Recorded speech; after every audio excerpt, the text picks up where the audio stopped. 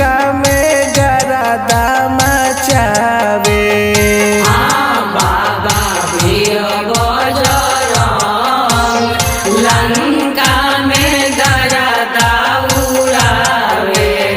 बाबा वीर बजरंग लंका में गरदा उड़ावे।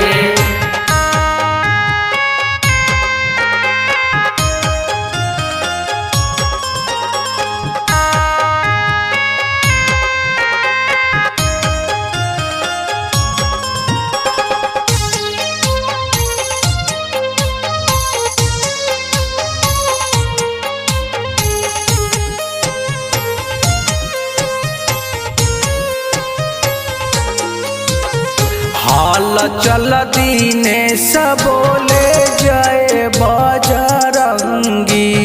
जय बजरंगी हो जय बजरंगी। वीर हनुमान श्री राम जी के संगी। राम जी के संगी हो राम जी के संगी। प्रभु प्रजापति भजन सुनावे। प्रभु प्रजापति भजन सुनावे।